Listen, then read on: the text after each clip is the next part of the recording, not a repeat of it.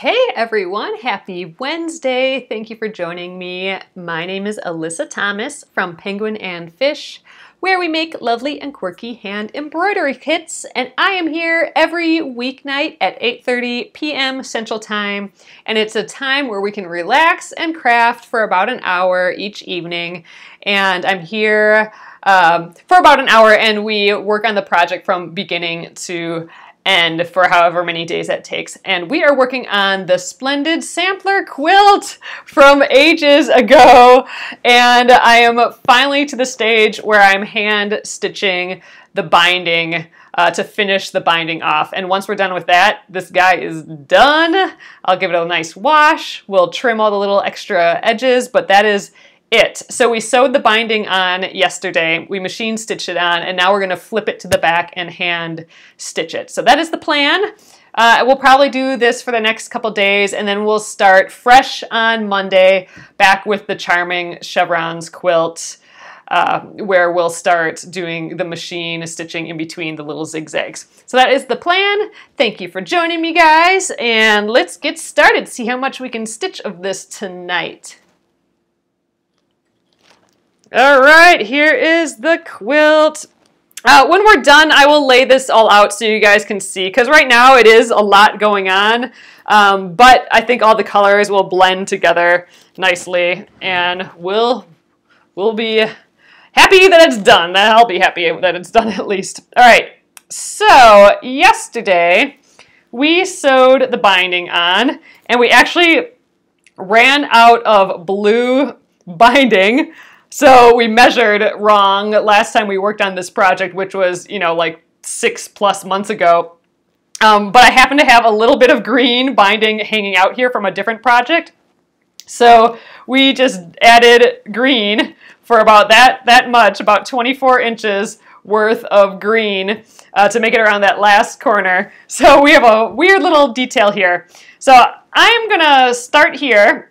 You can really start anywhere, but I thought we'd at least go so we can get a corner made tonight. So this is how I do it. I hold it this way with the binding to the back and the raw edge up, and then I flip the binding over like this, so you're covering up that seam in there. And then I stitch from right to left. And then there you go, we got the clean binding after that. I know a lot of people, last time I did this, they said, oh, you're doing it upside down. So what a lot of people do is they go this way, where they stitch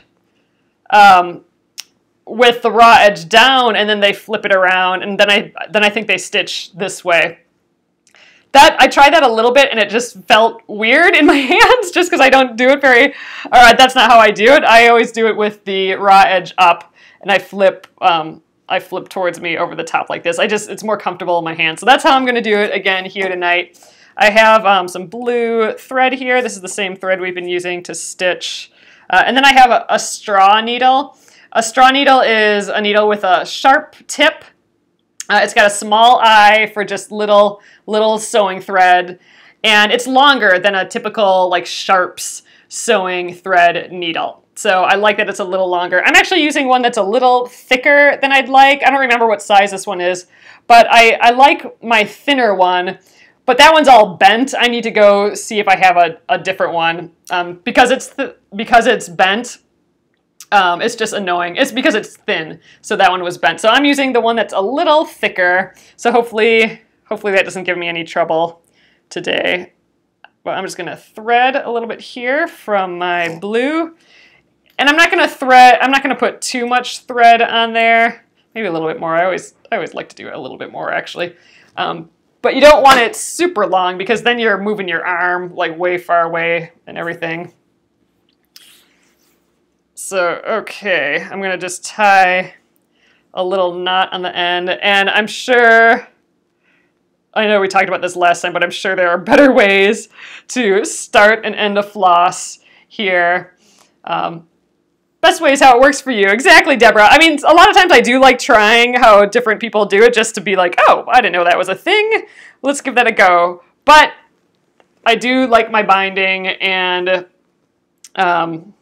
we're gonna just do it the way that I'm comfortable with. So I'm gonna fold it over like so. Oh, Joe, you've done bindings both ways. I'm gonna just kind of tuck, I think maybe we'll go even above that seam there. I'm gonna just kind of start my stitch. Again, this is the part where there's probably a better way of doing this, but I'm just gonna come through from the back to the front like there. That'll kind of hide my knot. Then we'll flip this over. And I'm just flipping it over so the binding, I can feel the binding meeting the edge here.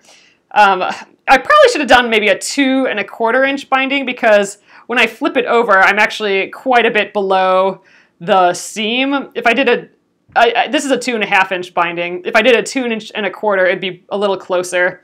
But since I'm hand stitching, I don't mind so much if it's a little bit over the edge.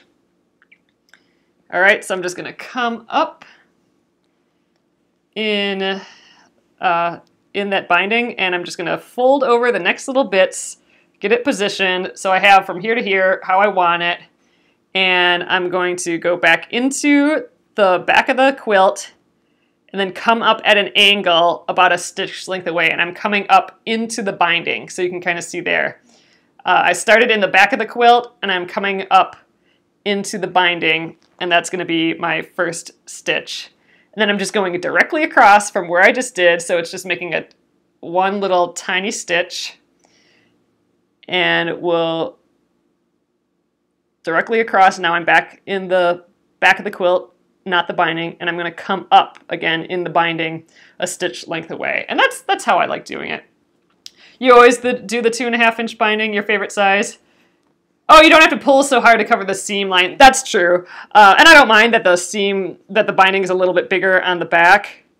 And if you're doing like a really fat batting, then for sure you'd want to do at least a 2 1/2 inch binding. And sometimes, you know, maybe you're a little generous in your seam allowance when you sewed it on, and then you'll need a little bit more binding too. So I prefer this stitch for, ooh, I already have like a little knot in here, sheesh. I prefer this stitch for my binding, but you can also do a ladder stitch where you just zigzag back and forth kind of. I can show you that with the next thread maybe. But, you know, and it's maybe a little bit faster to do, but I just prefer this stitch. For me, it's more relaxing, and to me, that's what this is all about. I don't use Wonder Clips for this part. I mean, the binding's already attached, so I don't really need them. I just, you know, before I get to the next part, I'll just, you know, flip it over and my hand's holding it in place, you know, like this. So I feel like I'm only exposing, you know, like a 1/2 inch or so worth of binding. So for me, I don't really find a reason to use Wonder Clips. I actually think if I used Wonder Clips, I would be catching my thread on it all the time. So I don't see the need. But for different types of binding a quilt, I think maybe you'd want those in place to help out. And, you know, maybe it would just take a little pressure off of this hand if I used some Wonder Clips. But I just do a few stitches and then fold over the next area.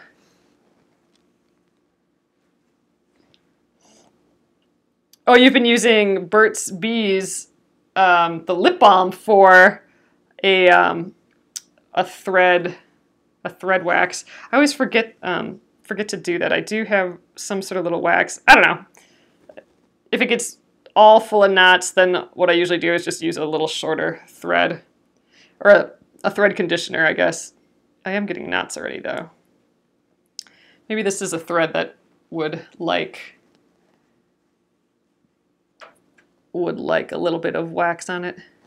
If you're having it judged, oh, they seem to want the binding full. Oh, interesting. Luckily, this will be judged by no one but me, and I'm just going to be happy that it's done. Yeah, I'm sure I'm skipping a whole pile of rules if this was to be judged in like a hardcore quilt show. But that wouldn't make sense for my version of this quilt, because for me this was a learning quilt, so a lot of my blocks are very much experiments of trying to learn, and if I was entering it into a quilt show, you know, I'd stick to what I know and try and do that the best I can.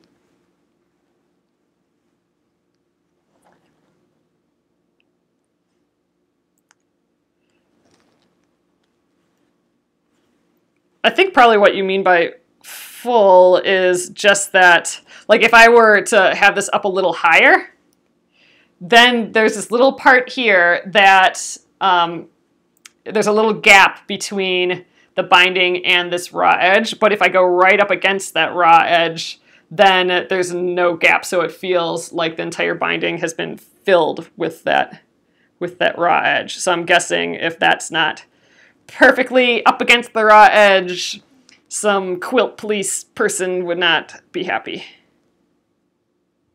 I'm guessing that's what you mean by the full edge.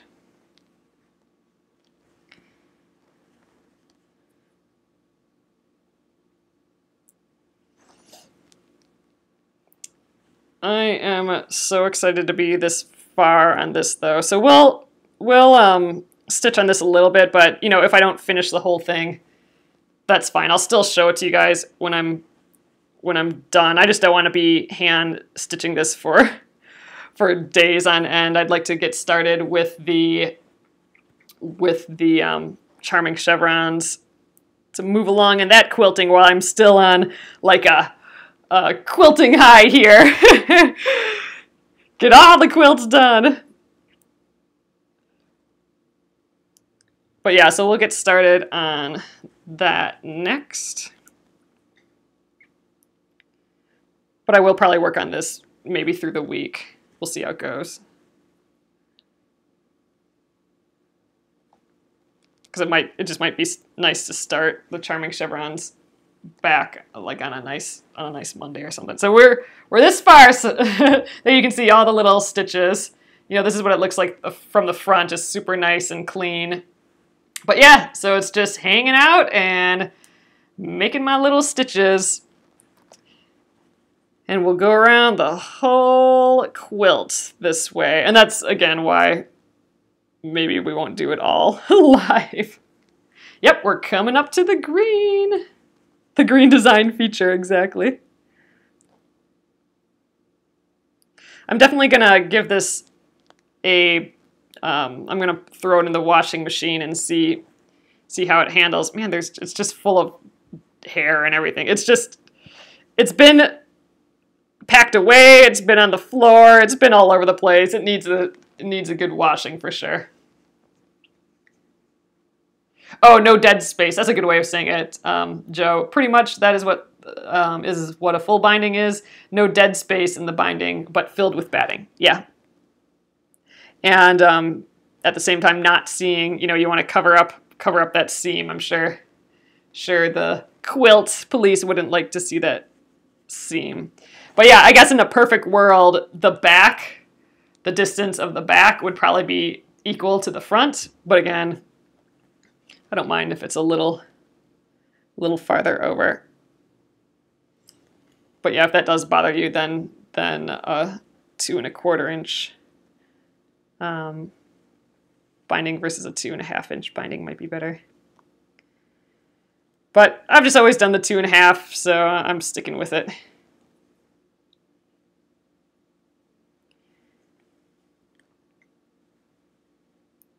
Getting those knots. So if you get a loopy knot, I just stick the needle in the loop and pull up on that, and that usually takes care of it. I'll show you next time I get one of them. But yeah, that also probably means that I should have put some wax or something on this.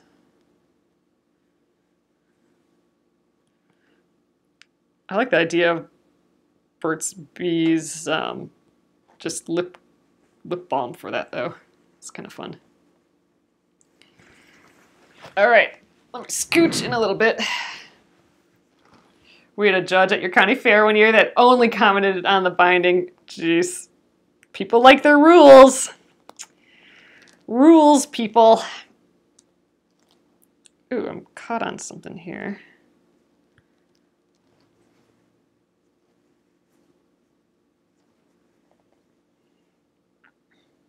There, we are in green territory. Oh, you've done a 2-inch binding. That's a neat finish. Oh, that's cool, Nolene. Yeah, you know what? I haven't experimented much with binding width, and that would be something kind of fun to do. Even like a really big binding, although maybe that'd be kind of a waste of fabric because it'd be like an extra border. But it'd be kind of cool, like a 6-inch binding, so it ends up being like 3 inches, or you know, that'd be like 1.5 inches on each side, maybe. That would be kind of fun. There are options, that's for sure. Oh, see here, I got one of those knots. So that's one of those loop knots. So if you get one of those, I just stick the needle in the loop and pull, and now the knot is right up against the needle, and then I just take the needle out and go underneath that knot and pop it out. But that happens in embroidery pretty often too, that type of knot, and that's how I take care of it in embroidery. I'm gonna get you guys a little higher here, just so I have a little bit more space to work. All right, right there. So I'm approaching this corner, just so I can stitch up to it. I'm gonna just flop it over. So I'm just flopping over to the back, so you can see it was like this, but it's just wanting to come over because I'm pulling the rest of it over. So all I'm doing is grabbing it, and without caring much, I'm plopping it over and pushing up the corner into there, the corner of the quilt. So you know, then flattening it out again, and I'm just gonna keep stitching on this flat surface till I get about up to that seam, or just right before. And then at that point, then we'll take a look at, you know, we'll have to flip this side over, and we'll want to get that point really nice. But I got a few, like a good 3 inches to go before I start worrying with that. But I did want to flop it over the edge at that point. Once it starts feeling like it's fighting you a little bit, then just pop it over. Oh, you like the 2 1/4 inch for bias binding? Ooh, and 2 1/2 for non-bias. Oh, that's interesting. I have not, I'm not sure I've done, maybe once, a true bias binding. So what that means is, instead of just cutting, you know, horizontal strips to make strips, like, you know, a whole pile of strips, you're doing them on the diagonal, on the 45-degree angle. Make sure to sew the miter closed on both sides.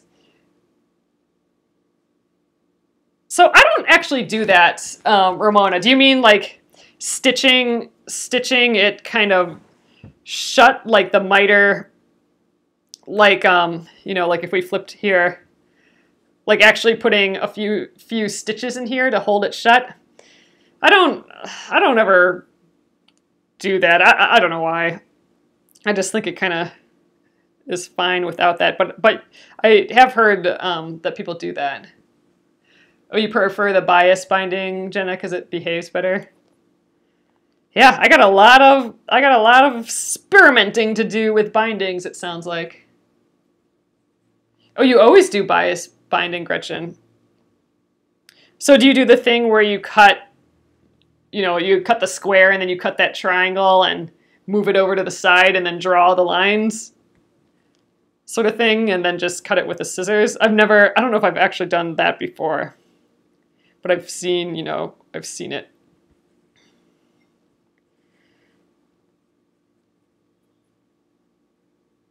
That would be fun to try. I would give that a try sometime. You only do bias for curves. Yeah, I think if I would do a curved quilt, I would want to do that.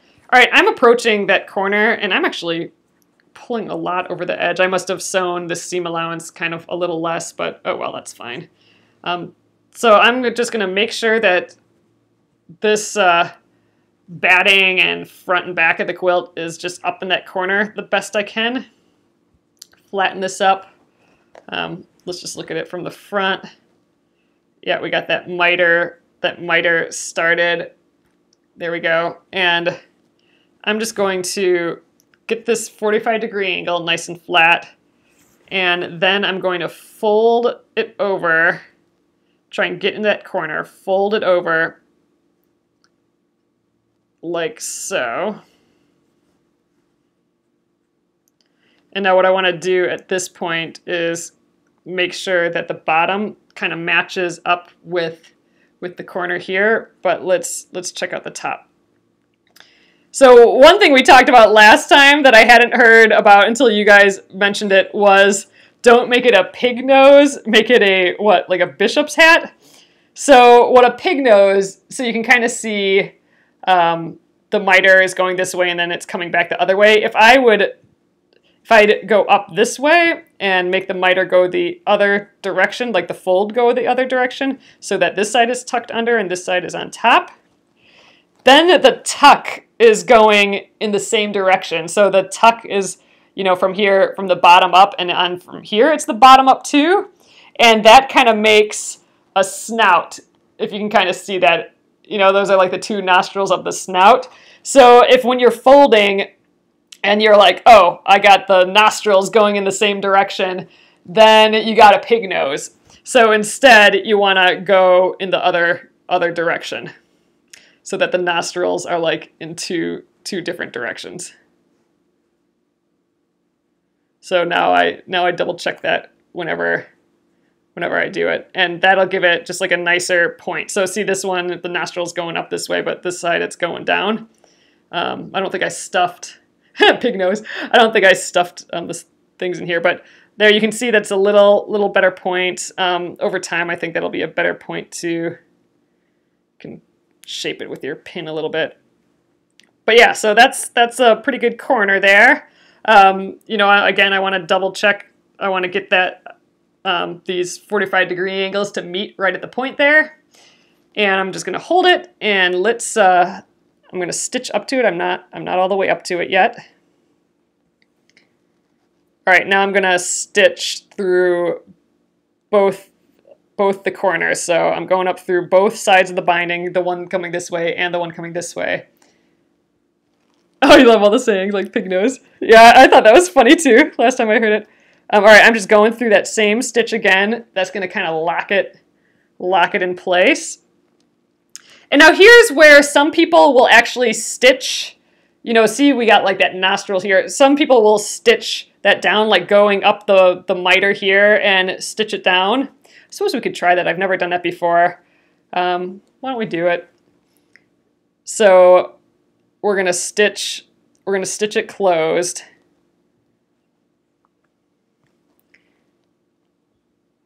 Just by stitching up that angle. So I want this point as best as I can get it. So again, I don't usually do this. I just keep going. I just turn and keep going, but we'll give it a try.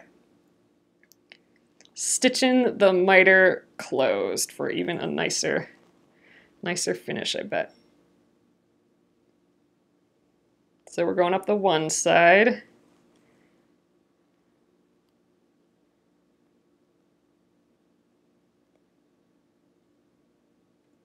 There's probably a trick to this too.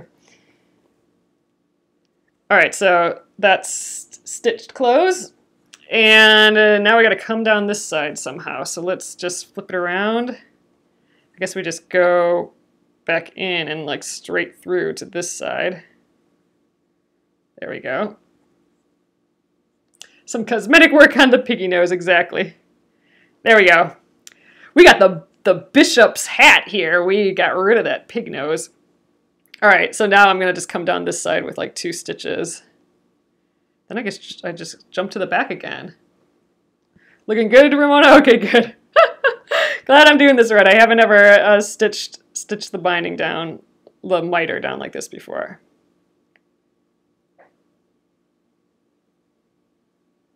All right, so I'm coming up kind of on the corner. Oop, caught the point down there. All right, there, we're stitched up nice on both sides there now. Yeah, look how big this is compared to the other side. It's because I did a little shy of a 1/4 inch seam allowance and we have a pretty big binding. But again, I kind of like the larger binding on the back. It's okay. Got a little bit bigger here, but oh well. Which means it probably got skinnier on this side. But all right, so now I'm on this side, so now I need to jump to the other side somehow. So I don't know, I guess I'm just gonna go right in here and guide the needle down so it comes up where we left off, like kind of in that point here. All right, that looks good. All right, we got a sewn up point right there. All right, then we can just turn and start flipping it over the edge again and keep going. I don't know, like I don't find that I need a thimble for this. What were we doing? Oh, the English paper piecing, that I could use a thimble a little bit more, but I don't feel like I'm really having to push on anything. Really. I mean, I guess I'm pushing with my finger a little bit, and I'm sure if I did this all day, maybe I'd want something, but I'm not really having any resistance where I have to push the needle through. I mean, I got a sharp needle here, and I don't know. I think it's working a-okay. Well, that's what you do, Ramona, stitching up the miter. Yeah, I knew that was a thing, but I'm not sure I've ever actually done that before. So, woohoo! Doing new binding things.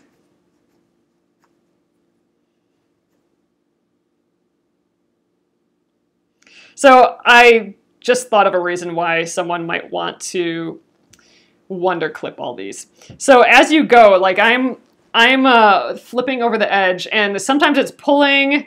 I want to go straight up and then straight down, and I can get off that, and look, then I start getting, you know, a little bloop in there. So I need to watch for that. So I suppose, especially if you're using a true bias binding, it would stretch a little bit more, so you might get more and more off and get more and more bloops going. So if that's the case, then yeah, go ahead and flip them over, wonder clip the whole deal or the whole like next segment, and then stitch. But I'm just trying to be a little aware about that along the way. But yeah, that would be a good way of doing it. Yeah, I just started using the Milner's needle, Jenna, for the binding, and man, yeah, it's great for binding because it's just like the nice little sharps needle, but just that extra length on it is good. Ooh, you're just starting your Splendid Sampler to put it together, Renee. Awesome! Well, at least all your blocks are done. Well, sheesh, that's a lot. I mean, like, that's a ton done. I'd be pretty happy about that. That is a huge feat.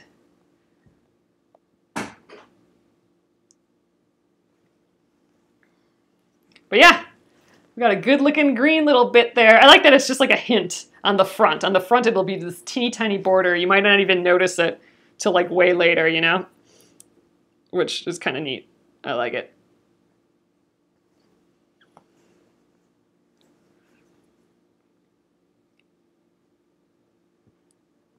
So it's already 9, and I have quite a bit of thread here yet. So I think maybe we'll just go till this thread is done, and then start with a fresh piece of thread tomorrow. And I think tomorrow will probably go a little faster because, well, unless I use a longer piece of thread, but we probably won't get to a corner. So we got to go along this whole edge. But you know what? This would be a good project to do at 6:30 a.m. on Saturday if I was going to watch the royal wedding, which I'm not sure I am, but it does seem like if I wake up early on a Saturday, it does seem like a fun thing to just putz around and do. Have some coffee and stitch on the couch and watch some wedding, random wedding. stuff. But I think they said, oh, you know what? I'm not actually quite sure that it's 6:30. It might start even earlier. But what I have as a reference in my head, have you seen that thing? I saw it on Facebook, but on HBO, I think Will Ferrell and Molly Shannon were gonna do a play-by-play or whatever. They're gonna do something for the wedding, and I think that starts at 7:30 Eastern, which is 6:30 a.m. a.m. That's early. 6:30 a.m. here. Oop! I think I just went to the front. Yep. I'm gonna take that stitch out. See, I did a little stitch on the front. I probably did that earlier too. Oh yeah, there's another one. Ah well, I'm gonna just take that guy out because I felt it go through the front there. But maybe I'll watch their version of the wedding coverage. That'd be kind of goofy.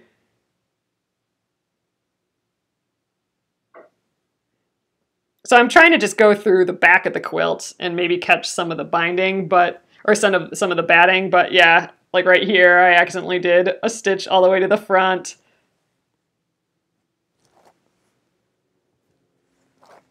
Maybe that's the only one. Oh well. Oh, thank you, Renee. Oh, good. I learned a ton from all you guys too, for sure. It was, oh man, I still have that stitch in there. What the heck? That was a huge learning deal for me too, and I'm happy you guys kept me working on it and taught me a bunch of stuff along the way too.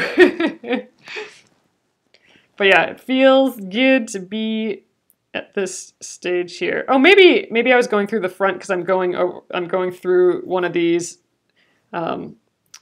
quilting seams. That could be because that's kind of where I did the last one. Ooh, stabbed myself. Has to happen at least once while I'm doing a binding. But yeah, maybe that'll be my Saturday. Hand stitching this. Coffee. Watch some royal wedding shenanigans. And watch Will Ferrell and Molly Shannon talk about weird wedding shenanigans. And hopefully finish this and give it a wash, see if it holds together, and magically have a clean, finished quilt 3 years later. Which is still not as bad as my jean quilt, which is going on like, I don't know, 10 years or something. I do have photos somewhere of like the start of those blocks, so I'm sure those have a date on. I'll have to find those again and see when I actually started this. You'll need some tea cakes and tea watching the royal wedding. Yeah, that's what I should be doing instead. Oh, it's just not as good as coffee. I've been trying to drink more tea, but it's always a little bit of a letdown in the morning. Oh, I'm getting all tangled here. Oh, I got a little knot here, that's why. So this is why I really shouldn't be using this long of thread. I mean, it's just, it gets loopy. I mean, you can see how kind of crinkled it is at this point. I think it's kind of like that ribbon, that like plasticky paper ribbon for wrapping presents, where you take the scissors and you curl it. I think that's kind of what's happening with this thread. It's going through this fabric over and over again in the same direction, and we're kind of curling it, which makes it want to tie in knots and stuff. You love your coffee first thing in the morning too. Yeah, again, I'm trying to drink the tea and it's fine, but I still just want the coffee afterwards. Oh, I know what's wrong. My one thread is longer than the other. All right, now we're going, I think.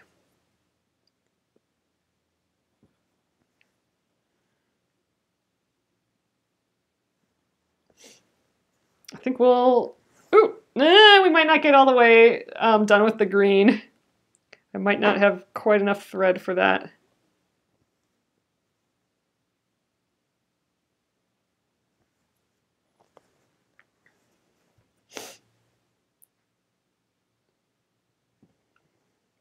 It was kind of fun getting this little corner done.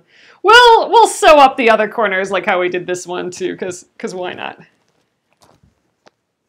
We'll make them extra secure, mitered corners. But then that miter won't ever, like, after a bunch of washes, it'll stay a nice corner there still, so that's good. For the hat and the dress code, oh man. Knee-length dress, nude stockings, no bare shoulder, and low heels. Okay, let's see. The hat is going to have to be a baseball hat. Oh, I do have a big sun hat. That would almost fit. I'm going to wear a big sun hat. I have some knee-length dresses. I do have a knee-length dress that has sleeves. Nude stockings. They got me there. I don't think I have any nude stockings. And I'd be pretty warm in that dress. I'd be sweating in the living room on the couch with a quilt in my lap. Ooh, fascinators! Yeah, we need some fascinators, Gretchen. Exactly. The queen would have you thrown out, Deborah.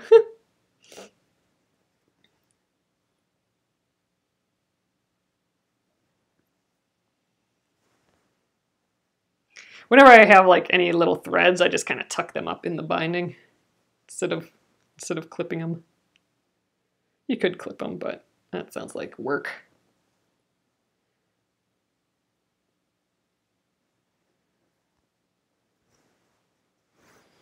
Scooching along. Maybe we will get to the end of this green. That'd be fun, getting all the green done.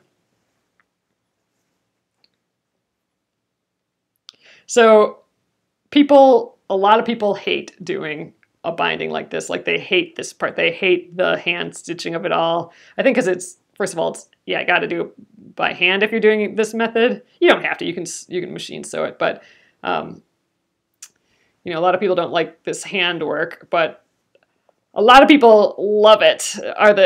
You're never in the middle. You're always on one side or the other as far as this hand stitching, the binding goes, I think. I kind of love it because it's the final little finishing thing. You know you're on the last step. It makes the whole thing look clean and pretty, and it is so relaxing. You love the hand binding part, so relaxing, Seth? Yeah, exactly. It is so relaxing. I just love it. You can just chill. You can totally feel your brain just zone out a little bit, and you're at the end. This is the end, you know? And you can sit on the couch and watch a royal wedding and still get stuff done. I mean, yeah, we could have just machine sewn this on and been done for real, but I don't know. I feel like that's taking away one of my favorite parts. I think binding is really one of my favorite parts. If that was the only part, that would be hard work. Like, I don't think I could do this forever and ever. I know that it has an end to it. Like, if you gave me like 8 quilts and you're like, you're the hand binder, go do this, I don't think I would like hand binding at that point. But when it's just like a project that you've been working on forever, which is what quilts are in general, at least in my brain, then this is a nice last step. Oh, Jana, fascinators are like those little hats that are only, you know, some of them are only like that big and they have all the little flourishes on and they clip in. It's like a fake hat, but it's just like a teeny hat that you have to like bobby pin in and stuff. You know, one of these, like what Sarah Jessica Parker would wear or something, like a cute little decorative flourish to your hair. So it's not like a hat that would just sit nice around the top of your head. It's like a little thing that would rest on your head and be pretty. That's a fascinator.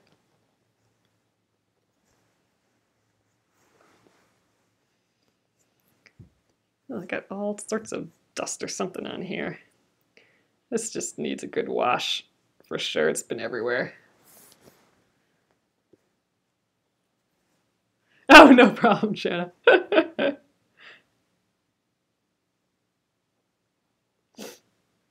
I think we are gonna get just past the green, and then we'll have to tie our knot here. And then we'll take a look at what we did here tonight, and I think we'll call it with this one thread.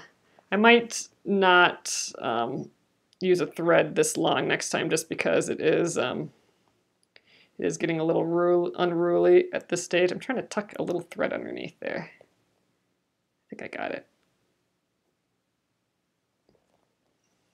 A few more stitches. Can we make it? Oh, for easy, yeah.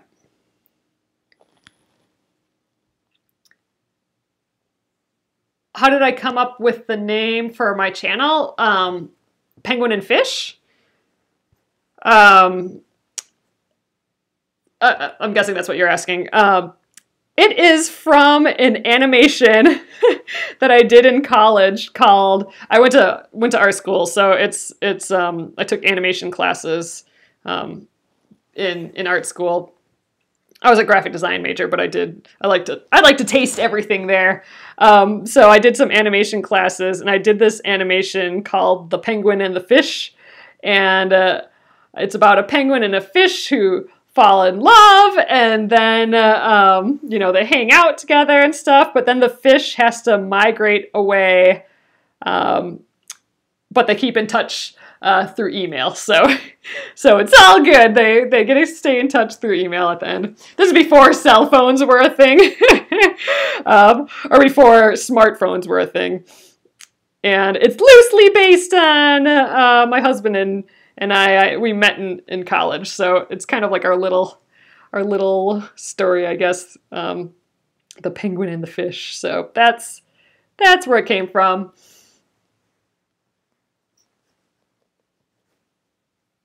I think, and you know what? I never actually finished it either.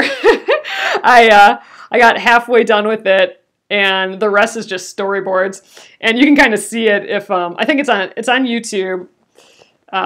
It's also in the signature on my emails. I think I have the link for it in there, so you can see how far I got on the penguin and the fish. It would be a fun fabric line. It would be cute it'd be fun to do a little Arctic thing with little penguins and fishes. All right, I think I'm gonna end this right here, because my thread's getting a little loopy and a little short. So I'm just gonna go around this one stitch again, and then I'm just gonna kind of go up underneath where underneath the binding, so it'll cover this area, and I'm gonna just kind of tie a little knot here. Again, there's probably a rule on the right way to do this that I don't know, but this is what I'm doing. Just tying a little knot underneath there. Oops, and I lost my needle again. I just want to tuck in the thread a little bit after the knot.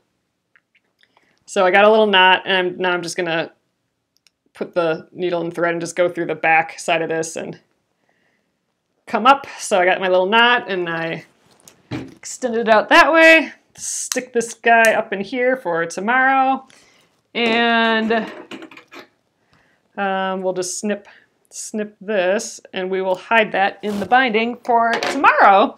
So we got let's see, we did, let me get you guys a little higher here.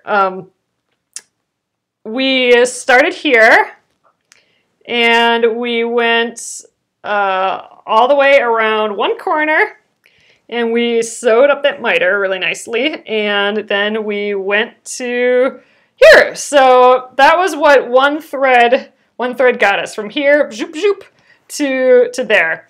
So I would call this maybe a 15th of all that. Oh, a knicker knot. That would have been a good idea, Nolene. I'll have to try and remember that next time. I'll have to remember how to do that. This way, and then figure eight the other way. I'll have to remember how to do that again. That's what we were doing for the English paper piecing. I'll have to remember that and try and do that next time. I should probably start. Can I start with a knicker knot? Yeah, I'll probably do that too. It's just a little special knot that holds things in place just a little bit extra. We were using it to start and end our English paper piecing pieces. So you just have to loop the knot in a certain way to make this little tighter knot. So I'll try and remember to do that tomorrow, and we'll see how that works for us. But all right, we got to start to this. Let's look at it from the front. So there, oh, see, it's just so pretty from the, look how pretty our quilting looks now too, just the crisscross there. But look, it's just a little spark of green there. I like how thin it is on the front. I think that's just fun. But yeah, so here's the start again, just this little deal. This will be the bottom right-hand bit of the quilt, totally kind of hidden unless you see it. Yeah, and you know, more visible on the back because it's a little bit wider, but I love it. All right, guys, I'm gonna flip you around and we will call it an evening tonight. Hello, hello. So here we are, little itty bitty binding. This is the front again. So here's our little meetup there. We got the little diagonal going there. Ooh, I'm a little shaky here. So there we are, and we'll just, we'll do this. I think we'll do 2 more days of this. Let's just end the week doing this. So Thursday and Friday, we will do this. And then Monday, then maybe I'll work on it over the weekend, or it'll sit around again for a while. I'm hoping to keep working on it though. And then on Monday, we will get back to the Charming Chevrons quilt. We are all ready to quilt that. And we're gonna start by just stitching in the ditch of all those chevrons, all those zigzags. So no fancy free motion quilting yet. We are just gonna stitch in the ditch every zigzag, and there's a lot of lines to do that with. So that's where we're gonna start. And we'll move on to the free motion play after that. So that is the plan starting next week. This week we'll just continue in binding land. So awesome, guys. Thank you so much for joining me here again. And I will get this up on YouTube at Penguin and Fish Movies. So if you wanted to check out, you know, how we did that miter again, you can feel free to go there in about an hour or so. If you hit subscribe on the YouTube page, then you should get an email when it's up, when the video is ready to see. But yeah, then just scroll till you get to that miter, and then you can see how we did that again. So awesome! I will be back here tomorrow at 8:30 p.m. Central, guys. So have a great evening or afternoon if you are in the future. And I'll see you later. Good night.